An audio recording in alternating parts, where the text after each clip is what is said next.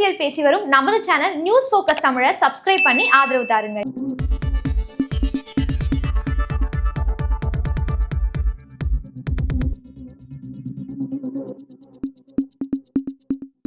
2026 சட்டமன்ற தேர்தல் களம் யாருக்கு சாதகமாக இருக்கிறது, யாரு வெற்றி பெறுவாங்க நீங்க நினைக்கிறீங்க?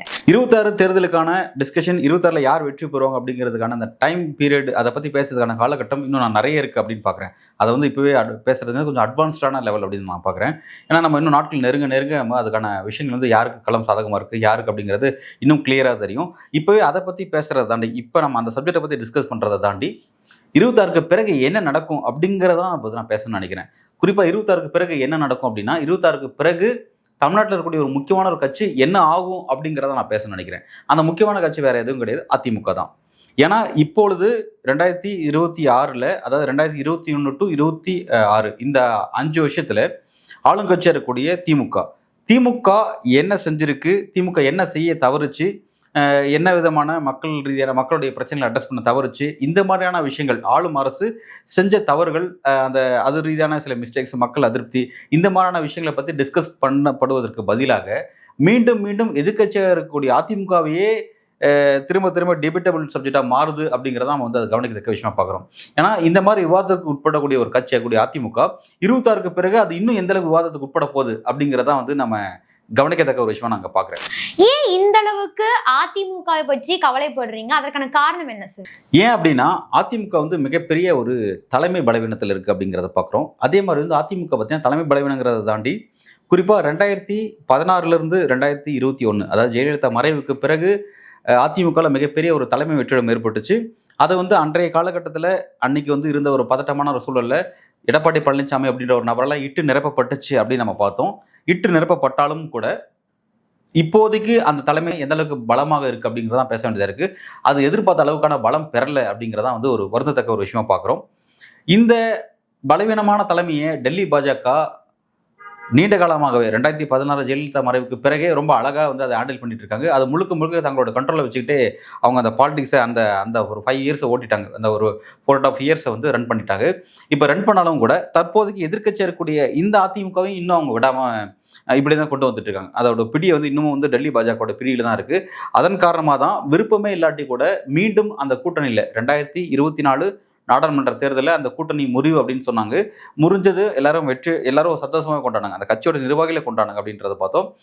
அதன் பிறகு இப்போ ஒரு 3 மாதத்துக்கு முன்பு 2025 ஏப்ரல் 11 அமித்ஷா அவர்கள் மீண்டும் இந்த கூட்டணியை இணைக்கிறாரு. இணைச்சதுக்கு பிறகு இந்த 3 மாதம் ஆயிடுச்சு.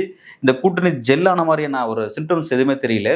மாறாக இந்த கூட்டணி 2 இணைஞ்சு ஆளும் திமுக அரசுக்கு எதிரான போராட்டங்களை முன்னெடுக்கிறதோ, இல்லை ஆளும் திமுக அரசோட தவறை சுட்டி காட்டி அரசியல் செய்கிறதோ அது பெரிய அளவில் இல்லை. மாறாக எது இருக்கு அப்படின்னு பார்த்தா, மீண்டும் இந்த கூட்டணிக்குள்ள இருக்கிற முரண்பாடுகளே டிபேட்டுக்குள்ளான சப்ஜெக்டா மாறுது.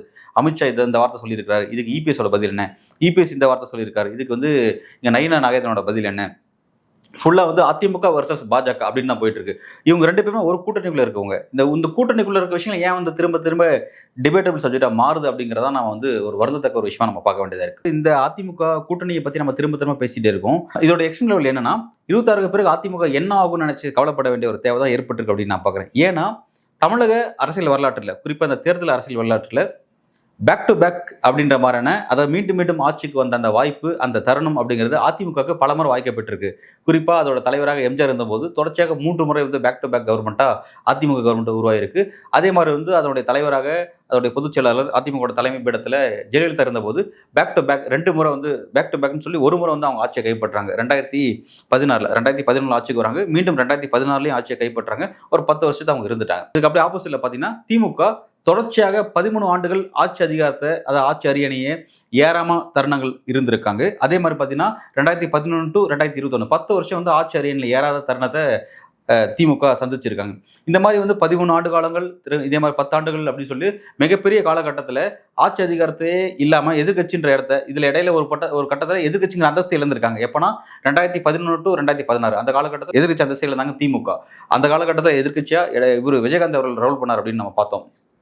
அப்படிலாம் இருந்தும் கூட திமுக கட்சிங்கிறது நிலைப்பற்றதாக இருந்திருக்கு, வலுப்பெற்ற கட்சியாக தான் இருந்திருக்கு. காரணம் அந்த கட்சியினுடைய தலைமை பலம், மற்ற அந்த கட்சியினுடைய கொள்கை பலம், பிறகு அந்த கட்சியினுடைய கட்டமைப்பு, பிறகு கேடர் அரசியல்படுத்தப்பட்ட அந்த தன்மை, இதெல்லாம் வந்து அந்த கட்சிக்கு வந்து மிகப்பெரிய வாய்க்கப்பட்ட ஒரு ஒரு அது என்ன சொல்ற ஒரு ஸ்ட்ரக்சர்டு பார்ட்டி அந்த மாதிரி சொல்லுவாங்க. அந்த மாதிரியான ஒரு பார்ட்டி வந்து எவ்வளோ காலம் தான் தொடர்ச்சியா 13 ஆண்டுகள் நீங்கள் எதிர்க்கட்சியாக இருந்தாலும் சரி, மீண்டும் உங்களுக்கு ஆட்சி அதிகாரத்துக்கு வருவதற்கான வாய்ப்பு இருக்குது அப்படிங்கிறது தான் வந்து அந்த கட்சியினுடைய அந்த அரசியல்ங்கிறது நமக்கு தமிழ்நாட்டுக்கு காட்டுது. ஆனால் இதே மாதிரியான கட்டமைப்பு அதிமுக இல்லாமல் போனது தான் நம்ம அதிமுக வந்து ஒவ்வொரு 5 வருஷத்துக்கு ஒரு முறை மாறி மாறி ஆட்சி அதிகாரத்தை கைப்பற்றின வரலாறு தான் அதிமுக இருக்குது. ஆனால் இந்த ஃபர்ஸ்ட் டைம் அந்த அந்த வரலாறு மாற்றி அமைக்கப்பட போதா 2026ல் மீண்டும் எதிர்க்கட்சி அந்தஸ்திலே அதிமுக உட்காந்ததுன்னா தொடர்ச்சியாக 10 ஆண்டுகள் ஆட்சி அதிகாரத்தை ஆட்சி அரியணையில் ஏறாத அதிமுக எப்படி இருக்க போகுது அப்படிங்கிறத நம்ம வந்து கவனிக்க விஷயமா பார்க்குறோம். ஏன்னா எதிர்க்கட்சியாக திமுக இருந்தபோது அதோட தலைமை அந்த தொண்டர்களையும் அந்த நிர்வாகிகளையும் சுணக்கமடையாமல் சோர்வடையாமல் அதை எந்த அளவுக்கு வந்து ஆக்டிவாக வச்சுட்டா நம்ம பார்த்துருக்கோம். ஆனால் இந்த முறை அந்த மாதிரியான ஒரு அதிமுக எதிர்க்கட்சி வரிசையில் உட்காராங்கன்னா இந்த ஒரு 10 வருஷம் பேலன்ஸ் இருக்கிற 5 வருஷத்தை எடப்பாடி பழனிசாமி தொண்டர்களையும் நிர்வாகிகளையும் சுணக்கமடையாமல் சோர்வடையாமல் பார்த்து பாருன்னு பார்த்தா கேள்விக்குறியா இருக்கு. ஏன் அப்படின்னா இந்த 4 வருஷம், அதாவது 2021 டு 2025 இந்த 4 வருஷத்துல பார்த்தீங்கன்னா எதிர்க்கட்சி தலைவர் எடப்பாடி பழனிசாமி ஒரு அரசியல் புத்துணர்ச்சியோட அரசியல் செஞ்ச மாதிரி நம்ம எங்கேயுமே பார்க்கல. அவரே பார்த்தீங்கன்னா தன்னோட ரோல் இன்றைக்கு தமிழக சட்டமன்ற தேர்தலினுடைய எதிர்க்கட்சி தலைவர் யாருன்னா எடப்பாடி பழனிசாமி தான். ஆனால் அவர் தன்னுடைய ரோலை இந்த 4 வருஷத்துல ப்ராப்பராக செய்யவே கிடையாது. ஆளும் திமுக அரசுக்கு எதிராக மக்கள் அதிருப்தி பல விஷயங்கள் வெடிச்சிருக்கு. அதே மாதிரி ஆளும் அரசு செஞ்ச நிர்வாக குறைபாடுனால பெரிய பிரச்சனை, உயிரிழப்புகள் ஏற்பட்டிருக்கு. இந்த மாதிரியான பல்வேறு தருணங்களில் அந்த கிரவுண்டில் இறங்கி அரசியல் செஞ்சு அந்த ஸ்டாலின் தலைமையிலான திமுக அரசுக்கு மாற்றா நான் தான் இருக்கேன் அப்படின்னு சொல்லி மக்கள் மத்தியில் உங்களுக்கு ஒரு எதிர்க்கட்சி இருக்குது, நீங்கள் பயப்படாதீங்க, நான் தான் அந்த எதிர்க்கட்சி, உங்களுக்கான குரலாரம் ஒழிப்பேன் அப்படின்ற மாதிரியான தோற்றத்தை அவர் எங்கேயுமே இந்த 4 வருஷத்தில் காட்டவே இல்லை. அப்படிங்கிறதான் நம்ம வந்து ஒரு வேதனைத்தக்க ஒரு விஷயம் நம்ம அங்கே பார்க்குறோம். ஸோ வந்து இந்த மாதிரியான அரசியல் அவர் வந்து இதனால் வரை செய்யவே கிடையாது. இப்போ எலெக்ஷனுங்கிறனால அந்த அரசியல் ஆரம்பிச்சிருக்கிறாரு. ஸோ வந்து மீண்டும் எதிர்க்கட்சி அரசியல் அதிமுக ஒரு வேளை உட்காருது 2026 உட்காருது அப்படின்னா அவரால் எந்த அளவுக்கு இன்னும் பேலன்ஸ் இருக்க அந்த 5 வருஷத்தை அவரால் வந்து ஆக்டிவாக வச்சுக்க முடியும். கட்சி கலக்கலத்து போகிறதுக்கான வாய்ப்புகள் தான் அதிகமாக இருக்குது. அதன் பிறகு இந்த கட்சி இருக்குமா இல்லாமல் போகுமா அப்படின்றதுக்கான கேள்விகள் நமக்கு எழ ஆரம்பிக்குது. ஏன்னா இந்த அதிமுகவை வச்சு தான் தமிழ்நாட்டில் தங்களோட அரசியல் கணக்குகளை பாஜக போட்டுக்கிட்டு இருக்காங்க. ஸோ வந்து அவங்க போடக்கூடிய கணக்குகளுக்கு இந்த அதிமுக தலைமை நிறைய ஸ்பேஸ் கொடுத்துடக்கூடாது, 26க்கு பிறகு அந்த ஸ்பேஸ் நிறைய கொடுத்துடக்கூடாது அப்படிங்கிறதா வந்து நம்ம அதில் உற்றுநோக்கக்கூடிய ஒரு விஷயமா பார்த்துட்டு இருக்கோம். அதிமுகவினுடைய இந்த மாதிரியான ஒரு நிலைக்கு பாஜக காரணமா? இதை பற்றி நீங்க என்ன நினைக்கிறீங்க? பாஜக செஞ்சதுனால தான் அந்த தீமைகள் அதிமுக வந்துச்சுன்னா கிடையாது. அதிமுகவே தங்களுக்கான சில குழியை பறிச்சுக்கிட்டாங்க அப்படின்னு நம்ம பார்க்குறோம். காரணம் என்னன்னா வந்து 2016 அன்றைக்கு ஒரு தலைமை வெற்றிடம் ஏற்படுது ஜெயலலிதா மறைவுக்கு பிறகு. அதன் பிறகு அந்த இடத்த வந்து எடப்பாடி பழனிசாமி இட்டு நிரப்பப்படுதுங்கிறத பார்க்குறோம். இட்டு நிரப்பப்பட்டாலுமே எடப்பாடி பழனிசாமி தலைமையிலான அந்த 4 வருஷம் அதிமுக ஆட்சி எப்படி இருந்துச்சு அப்படின்னா கேட்கறதுக்கு யாருமே இல்லாத வகையில், அதாவது ஒரு ரேண்டமாக அப்படியே ஒரு டிசிப்ளினே இல்லாமல் அந்த கவர்மெண்ட் ரன் ஆனது மாதிரியும். ஏன்னா பல்வேறு நிர்வாகிகள் பல்வேறு அமைச்சர்கள் தங்களுக்கு தோணுங்கிற இதெல்லாம் வந்து ஒர்க் பண்ணிட்டாங்க, நிர்வாகத்தை செஞ்சு முடிச்சிட்டாங்க. அதோட விளைவு என்ன அப்படின்னா அவங்க செஞ்ச அந்த நிர்வாக குளறுபடிகள் அவ்வளவுமே அதெல்லாமே வந்து கோப்புகளாக டெல்லி பாஜக போய் சேர்ந்துருச்சு. அந்த கோப்புகளை மேஜையில் வச்சுக்கிட்டு தான் அதன் மூலமாக தாங்க இன்னைக்கு வந்து அந்த அதிமுக வந்து பாஜக நிர்வகிச்சுட்டு இருக்காங்க அப்படின்னு நான் பார்க்குறோம். அவங்க அந்த நிர்வாகத்தை அன்றைய காலகட்டத்தில் சரியாக செஞ்சுருந்தாங்கன்னா இந்த ஒரு மோசமான நிலைமை ஏற்பட்டிருக்காது.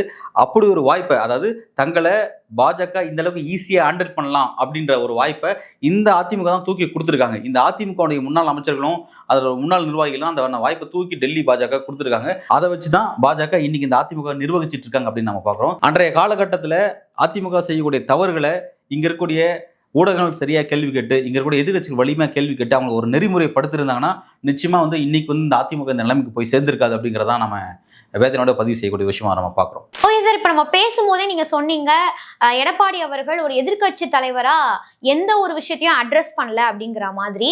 ஸோ பாஜக ஏடிஎம்கே அப்படிங்கிற அந்த கூட்டணி கிரியேட் ஆனது ஏப்ரல் மாதம். ஸோ அதுக்கு முன்னாடியில இருந்தே அவர் வந்துட்டு எதிர்க்கட்சி தலைவரா செயல்படல அப்படிங்கிற மாதிரி சொல்றீங்க. அப்படி இருக்கும் பொழுது இந்த கூட்டணிக்கு முன்னாடி, அதாவது அந்த 4.5 ஆண்டு காலத்திலேயே இந்த அழுத்தம் அப்படிங்கிறது பாஜக கிட்ட இருந்து ஒருவேளை எடப்பாடிக்கு வந்துச்சோ? எடப்பாடி பழனிசாமி ஏன் எதிர்க்கட்சி தலைவரா ஃபங்க்ஷன் பண்ணல, அதுக்கும் பாஜக அழுத்தம் கொடுத்துச்சான்னு நீங்க கேட்குறீங்க. கிடையவே கிடையாது. அதுக்கு காரணம் நான் ஏற்கனவே சொன்ன மாதிரி தான், இவங்க செஞ்சுக்கிட்ட வினை இவங்களே சுற்றுச்சு அப்படிங்கிறதான் சொல்றேன். அதாவது இவர் தலைமையில் ஆளுங்கட்சியாக அதிமுக இருந்த பொழுது அன்றைய காலகட்டத்தில் அவங்க செஞ்ச தவறுகள் பல விஷயங்கள் கோப்புகளாக டெல்லி பாஜக போயிடுச்சு. அதே மாதிரி அதன் பிறகு தமிழ்நாடு அரசு மாறுது. 2021 பிறகு தமிழக அரசு திமுக அரசாக மாறுது. திமுக அரசு மாறினதுக்கு பிறகு இவங்க அதிகாரத்துக்கு வரும்பொழுது இவங்க கிட்ட லஞ்ச ஒழிப்புத்துறை டிவிஎஸ்சி இருக்கு. ஸோ வந்து கடந்த காலத்தில் முன்னாள் அமைச்சர்கள் செஞ்ச ஊழல்கள், அவங்க செஞ்ச சில விஷயங்கள் இல்லாமல் இவங்களுக்கும் கோப்புகளாக வந்து சேருது. அதை இவங்க எடுத்து இவங்களுக்கு எதிராக பயன்படுத்துறாங்க. எப்படி ஒரு கோப்பை எடுத்து டெல்லி பாஜக இவங்களுக்கு எதிராக பயன்படுத்துற மாதிரி சில கோப்புகள் எடுத்து இங்க இருக்கக்கூடிய மாநில ஆளும் திமுக அரசு இவங்களுக்கு எதிராக கையில் வச்சிருக்காங்க. ஸோ இதனால டெல்லி பாஜகவும் அவங்களால எதிர்க்க முடியல, இங்க இருக்கக்கூடிய மாநில திமுகவும் எதிர்க்க முடியல. ரெண்டுத்தையும் எதிர்க்க முடியாம ஒரு என்ன சொல்றது வாயில்லாத பூச்சாக வந்து அமைதியாக, அதாவது எல்லாத்தையும் வேடிக்கை பார்க்கக்கூடிய இந்த மாதிரியான ஒரு பலவீனமான எதிர்க்கட்சியை தமிழக அரசியல் வரலாறு இதுவரையும் பார்த்ததே கிடையாது. தமிழக அரசியல் வரலாற்றுல எப்பொழுதுமே பாத்தீங்கன்னா எம்ஜிஆர் ஆளுங்கட்சியா இருக்கும்போது வலிமையான எதிர்க்கட்சி தலைவராக கலைஞர் இருந்திருக்காரு. கலைஞர் ஆளுங்கட்சி இருக்கும்போது அவருக்கு வலிமையான எதிர்க்கட்சி தலைவர் ஜெயலலிதா இருந்திருக்காங்க. ஜெயலலிதா இருக்கும்போது அவங்களுக்கு ஆளுங்கட்சி தலைவரா, அவங்களுக்கு வலிமையான எதிர்க்கட்சி தலைவரா கலைஞர் இருந்திருக்காங்க. இந்த மாதிரி வந்து 1 to 1 அப்படிங்கிறது எப்பயும் வந்து ஸ்ட்ராங்கா இருந்துட்டே இருக்கும். ஸோ வந்து அந்த மாதிரி 2021 to 2026 இந்த திமுக அரசுக்கு எதிரான ஒரு வலிமையான அதிமுக வலிமையான ஒரு எதிர்க்கட்சி இல்லாததுனால திமுகவினுடைய பல்வேறு விவகாரங்கள் கூட பேச வேண்டிய விஷயம்லாம் கூட பல விஷயங்கள் பேசப்படாம போயிடுச்சோ அப்படின்ற ஒரு வருத்தத்தை நம்ம பதிவு பண்ண வேண்டியதா இருக்கு. இதோட விளைவு என்னன்னா திரும்ப அந்த விளைவுகள் எதிர்கொள்ளப்படுவது யாருன்னா மக்களா தான் இருக்காங்க. ஏன்னா மக்களுக்கு ஒரு ஜனநாயக நாட்டில் ஆளுங்கட்சி எந்த அளவுக்கு பலவீனமா இருக்கலாம், ஆனால் எதிர்க்கட்சி பலவீனமா இருக்கக்கூடாது. எதிர்க்கட்சி தான் வந்து மக்களுடைய ஜனநாயகத்தை பிரதிபலிக்கக்கூடிய ஒரு கண்ணாடி.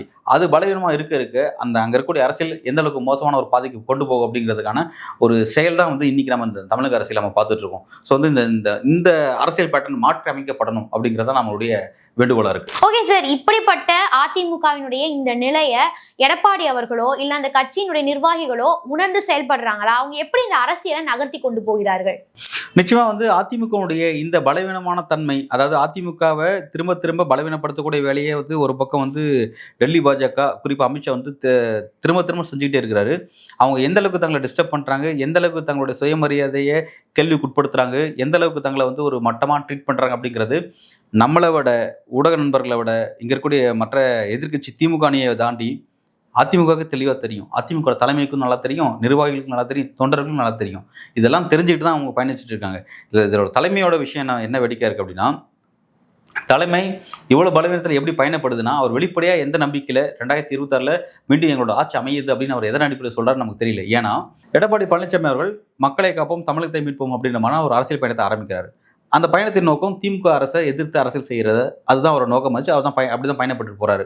அப்படி இருக்கும் பொழுது இப்போ டிபேட்டபிள் சப்ஜெக்ட் இங்கே தமிழ்நாட்டில் எதுவாக இருக்கணும்னா, எதிர்க்கட்சி தலைவர் எடப்பாடி பழனிசாமி ஆளும் அரசின் மீது ஒரு குற்றச்சாட்டு வைக்கிறாரு, இதுக்கு ஆளும் அரசோட பதில் என்ன, இப்படி தான் டிபேட் இருக்கணும். டிபேட் இப்படி இல்லாமல் டிபேட் எப்படி இருக்குன்னா, எதிர்க்கட்சி தலைவர் எடப்பாடி பழனிசாமியை அமித்ஷா இந்த வார்த்தை சொல்லியிருக்காரு, இந்த வார்த்தைக்கு எடப்பாடி பழனிசாமியோட பதில் என்ன, எடப்பாடி பழனிசாமியோட ஒரு பதில் சொல்லியிருக்காரு, இதுக்கு அண்ணாமலையோட பதில் என்ன, இதுக்கு நயினா நாகேந்திரனோட பதில் என்ன அப்படின்னு சொல்லிட்டு திரும்ப கூட்டணிக்குள்ள இருக்க விஷயமா டிஸ்கஷன்ல இருக்கு. ஸோ இப்படியே போயிட்டே இருந்துச்சுன்னா இந்த அரசியலுடைய போற போக்கு எப்படி இருக்குன்னு பார்த்தீங்கன்னா, இவங்க யாரை நோக்கி அரசியல் செய்யறாங்கன்னா திமுக நோக்கி அரசியல் செய்யறதா சொல்றாங்க. ஆனா நம்ம உற்று நோக்கும் பொழுது இவங்க திமுக நோக்கி அரசியல் செய்யல, கூட்டணிக்குள்ளே ஒரு அரசியல் செஞ்சுட்டு இருக்காங்க. அந்த அரசியல் யாரோட அரசியல் இருக்குன்னா, கூட்டணிக்குள்ள பாஜக ஸ்கோர் பண்ணிட்டு இருக்காங்க. எடப்பாடி பழனிசாமியும் அதிமுகவையும் அவர் மூலமா டம்மி பண்ணி அந்த இடத்த அந்த வாக்குகளை தங்கள் கபலீகரம் பண்ணணும் அப்படிங்கிற மாதிரியான அரசியல் தான் கொண்டு வந்துட்டு இருக்காங்க. 26 தேர்தலில் அவங்களோட நோக்கம் என்னவா இருக்குன்னா, திமுக வீழ்த்தணுன்றது கிடையாது, மாறாக அதிமுகவை பலவீனப்படுத்தி அந்த இடத்துல தங்களுடைய அதிமுக வாக்கு வங்கியை தாங்கள் மாறணும். இங்க வந்து திமுக வர்சஸ் பாஜக அப்படின்ற அந்த இருதுருவ அரசியல் வழக்கமாக இருக்கக்கூடிய திமுக வர்சஸ் அதிமுகன்ற அந்த அரசியலை திமுக வர்சஸ் பாஜக அப்படின்ற மாற்றத்துக்கான ஒரு பேட்டர்ன் அந்த மாதிரியான அரசியல் நோக்கி ஒர்க் பண்ணிட்டு இருக்காங்க. அதுதான் வந்து நம்ம வந்து இங்க உற்று நோக்கக்கூடிய ஒரு விஷயமா இருக்குன்றதை பார்க்குறோம். இப்போது வரைக்குமே திமுக வெர்சஸ் அதிமுக இருக்கக்கூடிய தமிழ்நாடு அரசியல் களம் திமுக வெர்சஸ் பாஜக அப்படின்னு மாறிடுமா? அப்படி மாறுவதற்கான சூழ்நிலைகள் ஏதாவது இருக்கிறதா? அது மாறக்கூடாதான் நம்ம நினைக்கிறோம். அதாவது இதை நான் எப்படி பார்க்குறேன் அப்படின்னா, தமிழக அரசியல் இதனால் வரையும் திமுக வெர்சஸ் அதிமுக தான் பயணிச்சுட்டு இருந்துச்சு. அந்த பயணத்திலே நமக்கு பல கேள்விகள், பல தேவைகள், பல குறைகள் எல்லாமே இருந்துதான் இருந்துச்சு. அது வந்து எம்ஜிஆருடைய ஆட்சி காலமாக இருந்தாலும் சரி, கலைஞருடைய ஆட்சி காலமாக இருந்தாலும் சரி, ஜெயலலிதாவோட ஆட்சி காலமாக இருந்தாலும் சரி, அவங்களோட நிர்வாகத்தில் பல குளறுபடிகள் இருக்குது. அதெல்லாம் சரி செய்யப்படணும். தமிழ்நாடு இன்னும் வந்து ஒரு மேம்பட்ட ஒரு மாநிலமாக இருக்கணும் அப்படிங்கிற மாதிரியான விஷயம் நம்ம டிஸ்கஸ் பண்ணிட்டு இருந்தோம். அதை நோக்கி கனவு கண்டுட்டு இருந்தோம். என்ன புதுசாக வரப்போகுது, என்ன புது திட்டத்தை கொண்டு வர போகிறாங்க, திமுக என்ன கொண்டு வர போகிறாங்க, அதிமுக என்ன கொண்டு வர போகிறாங்க நம்ம பேசிட்டு இருந்தோம். ஆனால் இப்போ இந்த அரசியல் எதை உணர்த்துது அப்படின்னா, இப்போ புதுசாக எதுவும் கனவு காண தேவையில்லடா, ஆல்ரெடி இருந்த விஷயத்தை தக்க வச்சுக்க முடியுமா, ஏன்னா பாஜக வந்துகிட்டு இருக்கு அப்படிங்கிற நம்ம பார்க்குறோம். ஒருவேளை நான் சொல்கிற விஷயத்தை இப்படி யோசிச்சு பாருங்க, ஒருவேளை 26 தேர்தலில் மீண்டும் திமுக வெற்றி பெறுதுன்னு வச்சுக்கோங்க, வாய்ப்பு இப்போதைக்கு எஜ்ஜு அவங்களுக்கு இருக்குன்னு சொல்லப்படுது, அது செகண்ட்னு வச்சுக்கோங்க. அவங்க திரும்ப ஆட்சியை கைப்பற்றாங்கன்னா அப்போ எதிர்க்கட்சி வரிசையில் யார் உட்கார போகிறாங்கிறது முக்கியமான கேள்வி. சப்போஸ் இந்த அணி உட்காருதுன்னு வச்சுக்கோங்க, அதிமுக பாஜக அணி உட்காந்துச்சுன்னா நாளைக்கு தமிழக மக்களுக்கு எப்படி இருக்க போகுதுன்னா, நாளைக்கு தமிழக மக்களோட எதிர்க்கட்சி யாருன்னா பாஜகவாக இருக்க போகிறாங்க. எது? இந்த பாஜக, மதவாத சக்தி நம்ம பேசிட்டு இருக்கக்கூடிய இந்த பாஜக தான் தமிழ்நாட்டுக்கு எதிர்க்கட்சியா நாளைக்கு நம்மளோட குரலை அவங்க தான் பிரதிபலிக்க போகிறாங்க அப்படின்னா, அதை விட ஒரு மோசமான சூழல் தமிழக மக்களுக்கு வேறு எதுவுமே இல்லை அப்படிங்கிறதா நம்ம ஒரு வேதனையோட பதிவு செய்யக்கூடிய விஷயமா நம்ம பார்க்குறோம். ஸோ வந்து இப்போ எது தேவை அப்படிங்கிறத நம்ம கான்சென்ட்ரேட் பண்ணி அதை நோக்கி நம்ம நகர வேண்டிய தேவை இருக்குது. இங்கே பாஜக கால் ஊன்றக்கூடாது அப்படிங்கிற விஷயத்தை நம்ம விருப்பப்பட்டு செஞ்சாலுமே அந்த கால் ஊன்றதற்கான வாய்ப்புகளை பாஜக எடுத்துகிட்டு வர மாட்டேங்கிறாங்க. இங்கே இருக்கக்கூடிய கட்சிகள் தான் திரும்ப திரும்ப அந்த வாய்ப்பை அவங்களுக்கு கொடுக்குறாங்க. அது கடந்த காலத்தில் அவங்க செஞ்ச தவறுகள் மூலமாக அவங்க உள்ளே வராங்க. ஸோ வந்து இந்த வாய்ப்பை இருக்கக்கூடிய கட்சிகள் வேறு எந்த கட்சிகளும் மீண்டும் கொடுத்துடக்கூடாது அப்படிங்கிற ஒரு வேதனையை தான் நம்ம வந்து பதிவு பண்ண வேண்டியதாக இருக்குது. 2026 தமிழக சட்டப்பேரவை தேர்தல் முடிவுக்கு பிறகு தமிழக அரசியல் என்ன அப்படிங்கிறத நம்ம இப்போ யோசிச்சு பார்க்கும்பொழுது நமக்கு வந்து ஒரு அதிர்ச்சி அளிக்கக்கூடிய ஒரு பயம் கலந்த ஒரு உணர்வு தான் வெளிப்படுது. ஸோ வந்து அதை நோக்கி இந்த அரசியல் நகரப்போதா அல்லது மாற்றங்கள் எதுவும் இடைப்பட்ட இந்த 10 மாதங்களில் வேறு எதுவும் அதிரடியான சில மாற்றங்கள் திரும்ப போதா அப்படிங்கிறத நம்ம வரக்கூடிய நாட்களில் பொறுத்திருந்து பார்க்கலாம். நன்றி.